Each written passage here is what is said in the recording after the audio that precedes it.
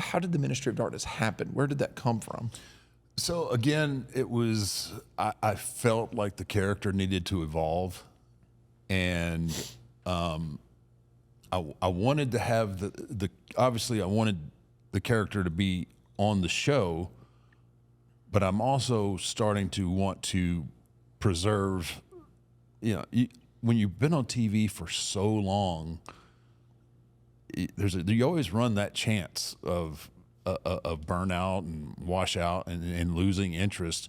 So I wanted to take the character even darker than where it had already been, but in a different, more kind of even more sinister kind of way.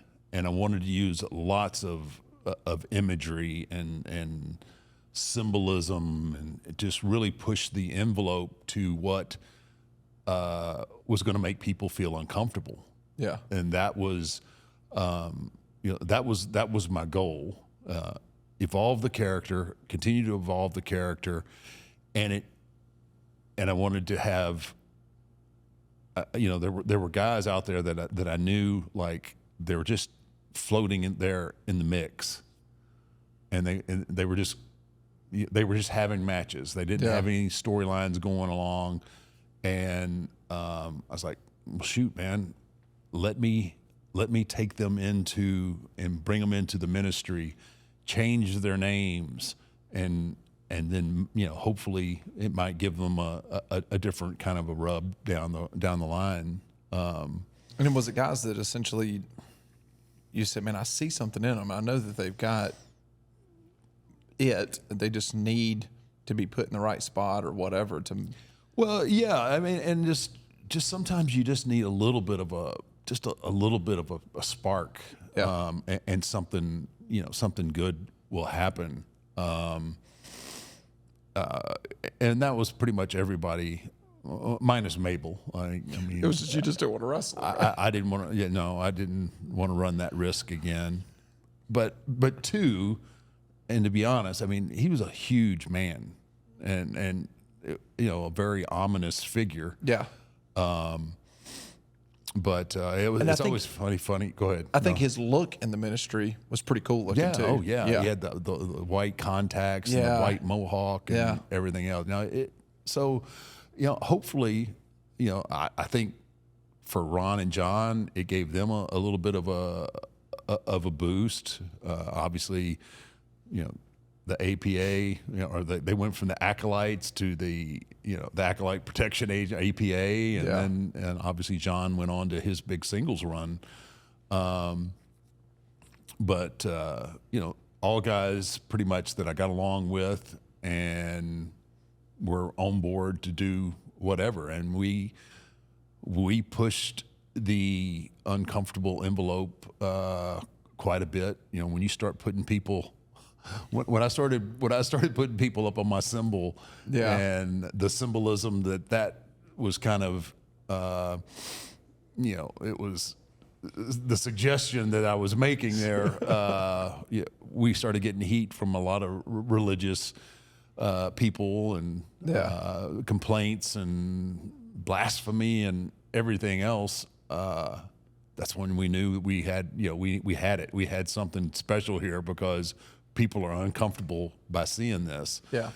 And it was really cool, all the way up until it became, the corporate ministry. Making them people uncomfortable, though, you did that from the first night walking out as the Undertaker, though.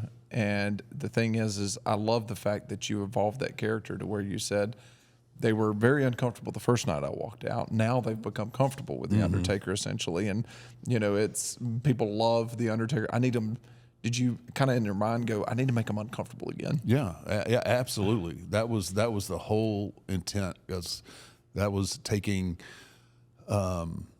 it went from burying people and their rotting souls and all that into almost more of an occult kind of type deal, and really pushing the buttons of. Because I think a lot of people as they're smartening up or whatever to the business at that time, they were like, he's really not getting buried, or he's really not, like he's really not this. Then all of a sudden you start like sacrificing people. I mean, some people call it sacrifice. I mean, that it's gonna spark something in you no matter what, right? Where you're just like, like, like you almost like, am I? Should I be looking at this? Yeah, it's like, especially if you wrestling hotbed in the South, Bible Belt. There's a lot of people that are watching that probably going, oh my, I don't know if the kids should be. No, and like there's a lot of mamas walking through like, I don't, Is are they being sacrificed? Yes, where's Hulk Hogan and Ultimate Warrior at? Where's the vitamins and saying your prayers? Yeah, and there were a lot of prayers probably needed to be said. Yeah, and you're over there, crucifying Stephanie McMahon, and a crucify is a little strong. I'm just saying, but it's that because now you're tapping into a different uncomfortable than you did when you walked out first as the Undertaker. Now you're tapping into a moral aspect of a person. Morally, yes. Are they going to? Because now all of a sudden, if I pull for the ministry of darkness, does that make me a Satan worshiper? Yeah, exactly. Yeah. Am I allowed to do this? Should I be doing this? Yeah.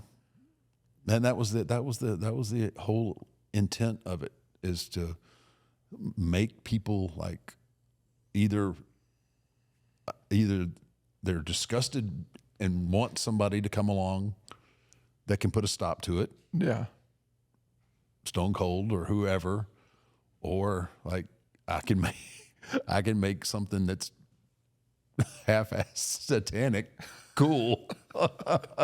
and I'll be damned if that's not what happened. It's crazy, but it's funny. But just, as time evolves, people, the things that shock you in 1990, in the year 2000 or 1998 or whenever it is, it's people have evolved and things are different. Yeah. And so you have Internet is available. So you have to, if you want to be relevant and you want to be, if you want to be involved in the mix, man, you've got to figure out ways to separate yourself from everybody else. And the character is somewhat, is somewhat boxed in. So, how do I make this guy even more evil or demonic or however, however you want to look at it. So it was everything was obviously very intentional. Put a lot of thought into it. Had a lot of back and forths with creative. I was about to say, was there ever a pushback where anyone said, do you really think you should do that?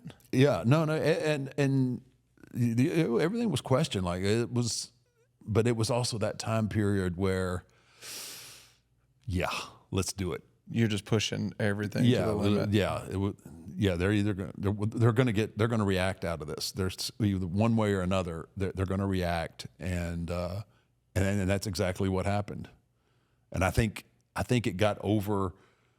I think it got over so well.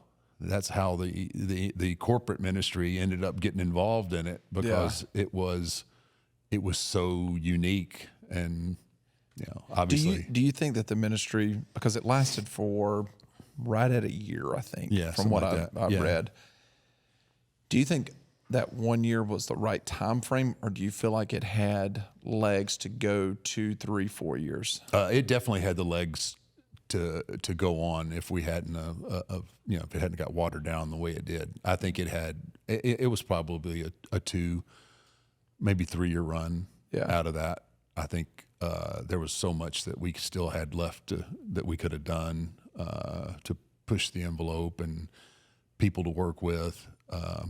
But it had its place, and it had its place in my run, and I'm pretty proud of it, because it was it was, it came at a time where I really felt like I needed an evolution, and I think it resonated. So, And I think some of your maybe some of your best wardrobe, like the dusters, I mean all that stuff. Like you definitely had a distinct look during yes, that time where you looked like you were a leader of a cult, to be honest with you. yeah. And was there a lot of thought and time put into coming up with that look of yourself? Oh yeah, definitely.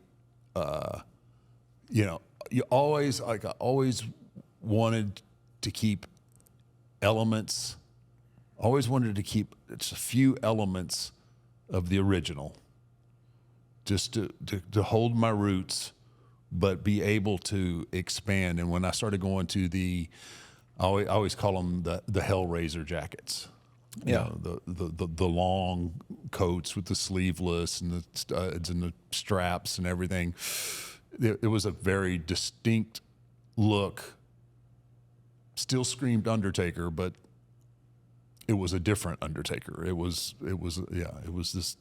There was a lot of emphasis put in the imagery of what we were trying to do, what I was trying to do.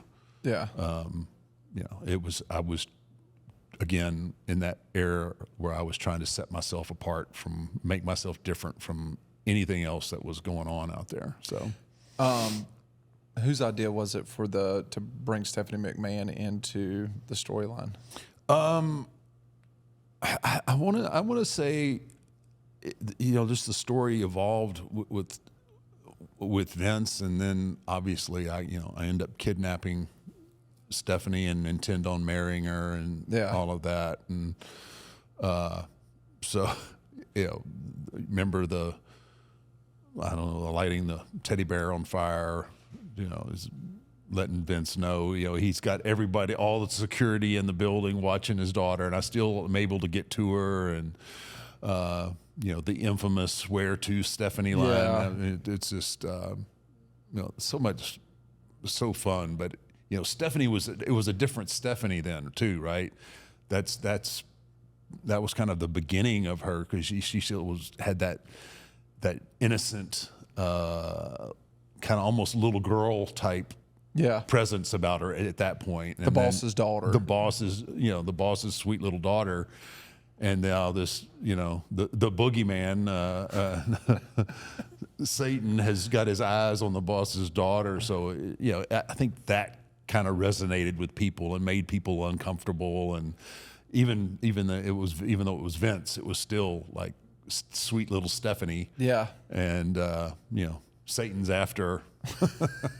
And I mean, probably for the first time in a long time, people were siding with Vince all of a sudden. It was because a lot of it early on, it creeped people out. Like they were like, man, he's taking this too far, kind of thing. And and it didn't really become like super cool till later on. Like, oh man, I love the Ministry of Darkness. It was it was this and it was that. Yeah. But while it was going on, people were like, I don't know about that, man. Oh, that's a little much right there. You know what I think is amazing is essentially the Ministry of Darkness, what you guys were doing week after week. I mean, you only had so many minutes to tell the story. Right. And it was a story, though, that could have been a movie, essentially. Yeah. Like, I mean, you could make a movie out of this. Right.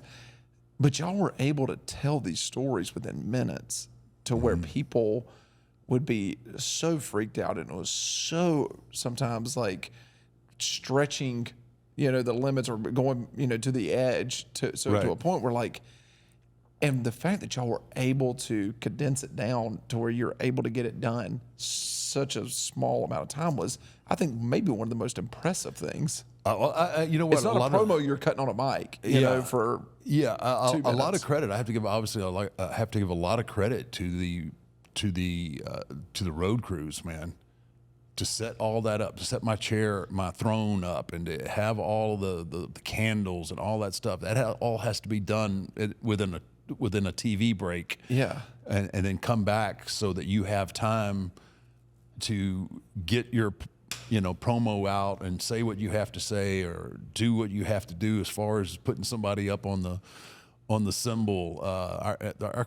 I tell you, I will say this from now till the end of time, that the WWE's production crew, there's nobody, I don't think there's anybody that can touch them. Yeah. I mean, for what they have to do in the time period in which they have to do it, it makes our job so much easier. And I don't think those guys get nearly enough credit for the work that they do. Especially when you're talking about the over-the-top stuff like y'all were doing with so much props, that y'all were using and everything else. There's a lot of things that had to be moved around and altars brought out, the throne brought out, and the candles, the fire, everything had to be perfect.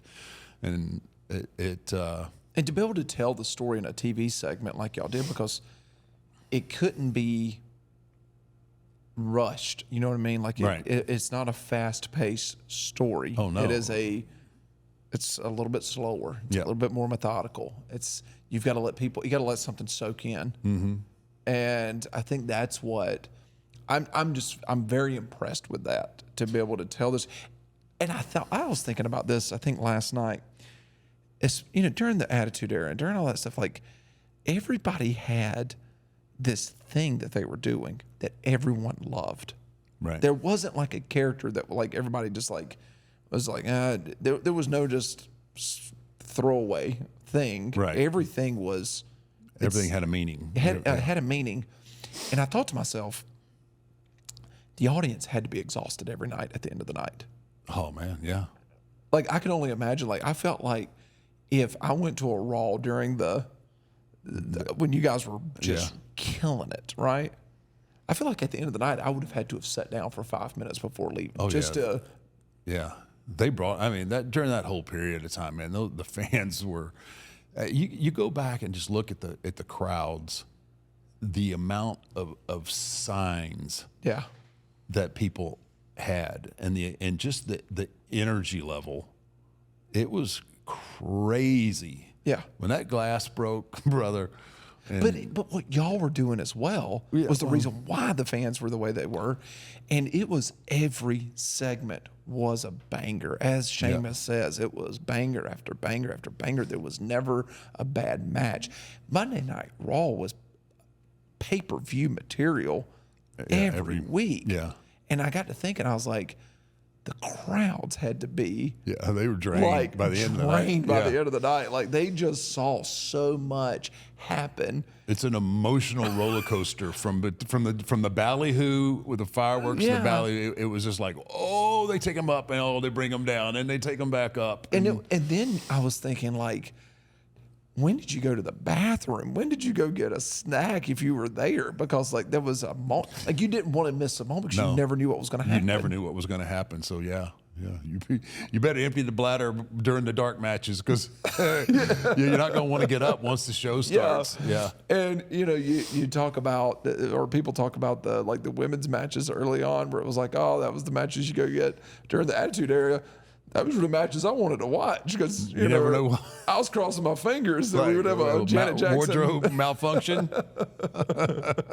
So it was just, I just thought about the fans. I was like, my God, they had to be exhausted during that time. You guys were, and I'm, with Godfather being in town and stuff, and I was like, these guys were just blowing the roof off every single night. And man, too, though, there was so much energy from the crowd. We fed off of that energy as well. Yeah. So, and then it was just vice versa. We're feeding off their energy, and then obviously we're giving our full